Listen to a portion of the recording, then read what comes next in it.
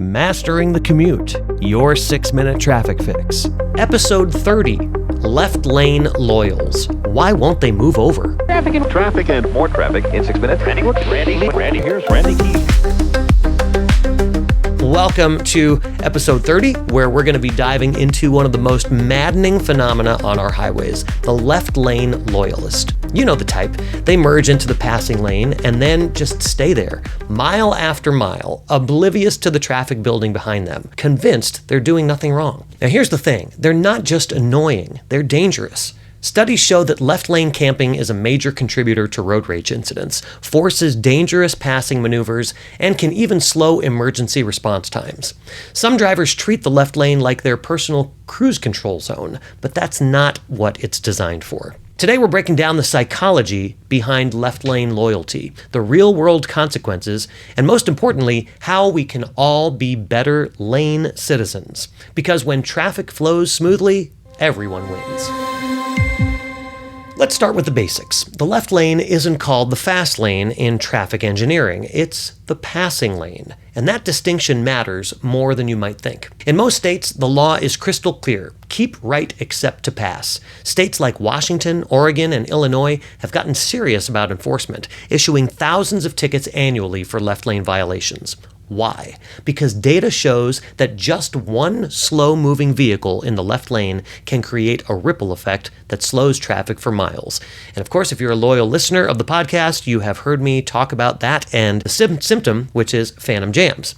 So here's what happens. When you camp in the left lane at or slightly below the speed limit, you force faster moving traffic to either stack up behind you or weave through multiple lanes to get around. This creates what traffic engineers call turbulence, disrupted flow patterns that reduce the road's overall capacity. Now, on a typical 4-lane highway, proper lane discipline can increase throughput by 15 to 20%. But even when multiple drivers park themselves in the left lane, you get what we call rolling roadblocks, clusters of vehicles moving at the same speed across all lanes with no way for traffic to flow around them. Man, those are really, really annoying.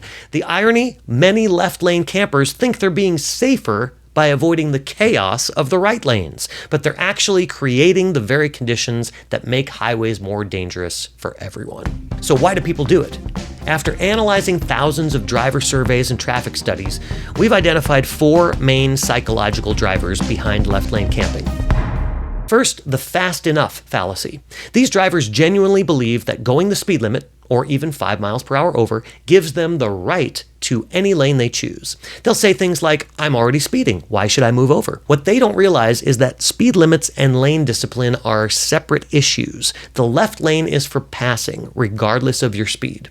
Second, situational blindness. Many left lane campers simply don't check their mirrors regularly. They merged left to pass a truck 20 minutes ago, got comfortable, and forgot they were there. They're not malicious, they're just oblivious to the traffic stacking up behind them. Third, exit anxiety. Some drivers move to the left lane miles before they need to, thinking it's safer than dealing with merging traffic near exits. Now, while this makes sense in heavy urban areas, it's often unnecessary on open highways where right lane traffic is light.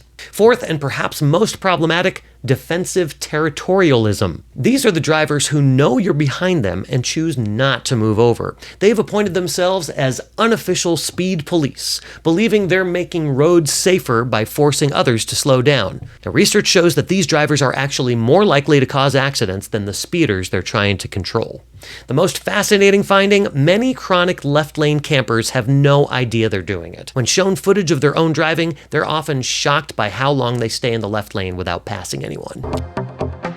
Here's how to be a smarter lane user, especially on highways with 4 or more lanes. And think of lanes as having specific purposes. The left lane is for active passing only. You move into it, complete your pass, and move back out, period. The center lanes are for cruising, maintaining a steady speed with occasional lane changes. And the right lanes are for slower traffic and vehicles entering or exiting. Now here's the key rule. Always be aware of your lane position relative to traffic flow. If you're in the left lane and someone approaches from behind, even if they're going faster than you think they should, move over when it's safe. It's not your job to control speed, and blocking them often leads to dangerous situations.